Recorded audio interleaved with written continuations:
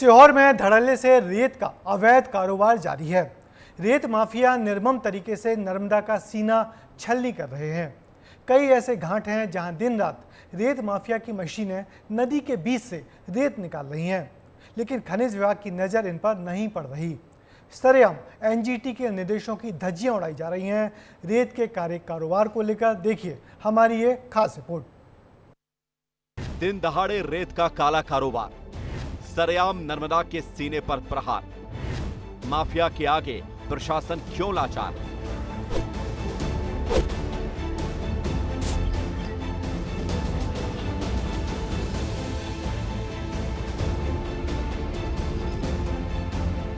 ये तस्वीरें सीहोर के भेरुदा की है, जहां नर्मदा चीख रही है, मदद की गुहार लगा रही हैं, अपने आंचल को बचाने की कोशिश कर रही है, लेकिन खनन माफिया उसके अस्तित्व पर सीधा प्रहार कर रहे हैं। नर्मदा के सीने को चीरकर रेत निकाल रहे हैं, चाहे इसके लिए नदी के प्राकृतिक स्वरूप को ही तहस नहस क्यों ना करना पड़े। हर नियम, हर कायदे को ताक पर रखकर माफिया अपना कारोबार कर रहे हैं। मैं सीहोर जिले के भेरुंदा के सीलखंड स्थित घाट पर मौजूद हूं इस समय, और यहां नर्मदा नदी है और यहां से साफ तौर पर रेत माफियाओं द्वारा नदी के बीच में जाकर अवैध रेत खनन किया जा रहा है, जिसे लगातार जेसीबी और पोकलेन की सहायता से यह रेत माफिया अंजाम दे रहे हैं। जेसीबी से रेत खनन माफिया ने अपने मंसूबों को अंजाम देने के लिए नर्मदा के आंचल में बड़ी बड़ी जेसीबी मशीनों और पोकलेन मशीनों को उतार दिया, जिनके जरिए बेतरतीब तरीके से रेत निकाली जा रही है। सैकड़ों ट्रैक्टर ट्रॉलियां दौड़ रही। सैकड़ों ट्रैक्टर ट्रॉलियां नर्मदा की रेत को निकालने के लिए दौड़ते हुए दिख जाते हैं, जिनके जरिए नर्मदा की आंचल को खाली किया जा रहा है। बीच धार से निकाल रहे रेत। खनन माफिया के लालच के आगे नर्मदा बेबस नजर आती है। माफिया ने नर्मदा की धार को रोककर रास्ता बना लिया और बीच नदी में जाकर पनडुब्बी और मशीनों के जरिए नर्मदा की कोख से भी रेत निकाल रहे हैं। मजदूरों की जान जोखिम में डालकर बीच नदी से रेत निकालने में माफिया बिल्कुल भी नहीं हिचकिचा रहे। नर्मदा के स्वरूप से खिलवाड़।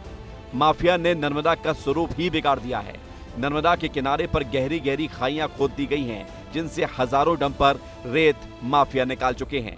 नर्मदा के हर घाट पर रेत माफिया ऐसे ही कहर बरपा रहे हैं। शीलकंठ, बाबरी, जाजना, अमा, बड़गांव, चोरसा खेड़ी, सतदेव, जहाजपुरा ऐसे कई घाट हैं जहां रेत का अवैध खनन धड़ल्ले से जारी है, लेकिन ना तो प्रशासन को यह दिखाई देता है और ना ही कोई उसे रोकने वाला।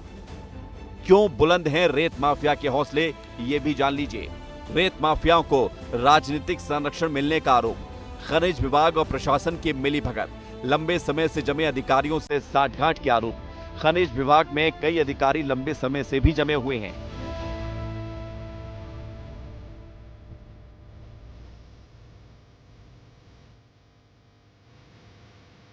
विस्तार न्यूज की टीम जब अधिकारियों के दफ्तर में पहुंची तो अधिकारी नदारद मिले, और जब फोन पर बात करने की कोशिश की गई तो यहां भी उन्होंने संपर्क करना जरूरी नहीं समझा। अवैध रेत खनन और अवैध रेत के स्टाफ को लेकर जब हम जिम्मेदारों के पास उनका पक्ष जानने के लिए पहुंचे तो वह दफ्तर में नहीं मिले। मैं इस समय भेरुंदा के एसडीएम कार्यालय के बाहर हूं, जहां एमएस रघुवंशी जो एसडीएम भेरुंदा है वह उनके दफ्तर में नहीं है, और समय लगभग 11:15 बजे का हो चुका है। हमने उनसे फ़ोन के माध्यम से भी संपर्क करने की कोशिश की, लेकिन उन्होंने फ़ोन रिसीव नहीं किया। रेत माफिया का तंत्र काफी मजबूत है। बारिश का सीजन आने वाला है, नर्मदा का जल स्तर बढ़ रहा है, लिहाजा रेत माफिया दोगुनी रफ्तार से रेत निकालने में जुटे हैं। रोजाना हजारों डंप पर रेत का स्टॉक किया जा रहा है। जहां देखो वहां रेत के ढेर दिखाई देते हैं। भैया ये रेत कटवाते मेरी दुकान के सामने रोज ढेर लगा देते हैं, और सुबह मैं आता हूँ हटवाते नहीं हटवाते, उन्होंने कितनी बार फोन लगा दिया, कोई कार्रवाई नहीं करते।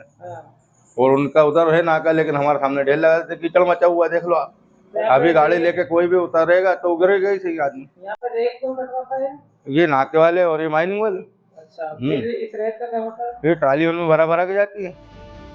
जनता को ये रेत के पहाड़ नजर आते हैं, लेकिन अधिकारियों को ये दिखाई नहीं देता, जो बताता है कि करोड़ों के खेल में अधिकारियों की भी लाखों की हिस्सेदारी है, और यही हिस्सेदारी नर्मदा के अस्तित्व को ही खतरे में डाल रही है। सरकार को करोड़ों का चूना लगा रही है और खनन माफिया के हौसलों को बुलंद कर रही है। अब देखना यह होगा कि सरकार कैसे इन काले कारोबार पर लगाम लगाती है और कैसे नर्मदा के अस्तित्व को बचाती है, क्योंकि नर्मदा को बचाना है तो उसे रेत माफिया के चंगुल से मुक्त कराना बेहद जरूरी है। सालों से कई होमगार्ड, जिन्हें नगर सैनिक भी कहा जाता है, उनको बतौर सैनिक के तौर पर रख रखा है, जिनका नियम हर साल में बदलने का रहता है, लेकिन सालों से वही नगर सैनिक उस विभाग में कब्जा जमाए हुए बैठे हैं। सूत्रों के द्वारा ऐसा भी बताया जाता है कि उन्हीं नगर सैनिकों के कई डंपर और ट्रैक्टर ट्राली चलते हैं, जिनसे लगातार रेत का अवैध परिवहन किया जाता है और लगातार एक मोटी कमाई की जाती है। देखना होगा आज विस्तार न्यूज की यह ग्राउंड जीरो के बाद प्रशासन की कितनी आंखें खुल पाती है। कैमरामैन संतोष के साथ अक्षय शर्मा, विस्तार न्यूज।